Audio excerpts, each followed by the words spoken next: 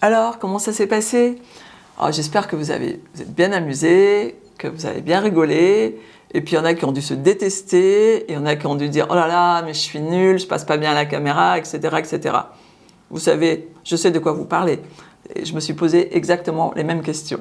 Mais le principe, il était vraiment que vous vous exerciez, pour que vous vous rendiez compte de l'image que vous envoyez quand vous lancez une formation. Donc, voilà les éléments à vérifier dans votre prestation. Donc, vous pourrez, je pense que vous avez déjà vérifié, mais que vous pourrez à nouveau vérifier. Donc, étiez-vous souriant? Première chose, vous savez que c'est le mot d'ordre. Ensuite, avez-vous utilisé une accroche, une citation par exemple, pour démarrer? Ok?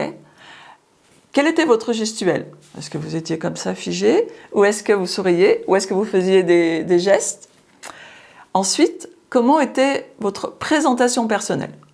Comment avez-vous dit « Bonjour, je suis Pierre », etc., etc.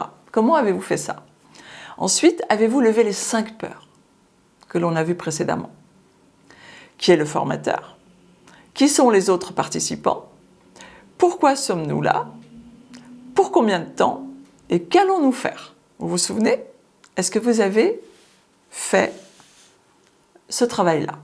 Ensuite, est-ce que vous avez proposé, à l'issue de votre lancement, un exercice d'inclusion, c'est-à-dire une présentation des apprenants? Rappelez-vous, dans la consigne, il était indiqué que les apprenants ne se connaissaient pas. Donc, c'était quelque chose aussi à faire dans votre présentation, à prévoir cet exercice. Et ensuite, combien de temps cela a duré? Combien de temps a duré votre lancement? À savoir que entre 3 et 5 minutes, ça doit être le maximum. Il ne faut pas que ça vous prenne un quart d'heure, parce que sinon vous rentrez déjà dans la séquence. Je parle bien sans l'exercice d'inclusion, entre 3 et 5 minutes maximum. N'hésitez pas, si vous n'avez pas rempli toutes ces conditions, à recommencer, à vous entraîner jusqu'à ce que votre pitch de lancement de formation soit à votre goût, sachant que chaque formateur a sa couleur et que chacun va le faire avec sa propre identité. Donc je vous propose maintenant de poursuivre la séquence. N'hésitez pas à recommencer tant que vous n'êtes pas satisfait, tant que votre pitch de présentation n'est pas à votre goût. Chaque formateur fera ce pitch avec sa couleur, parce que chaque formateur est unique et vous allez le faire à votre manière.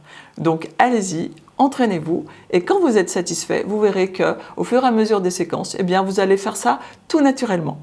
Donc je vous propose maintenant de poursuivre la séquence.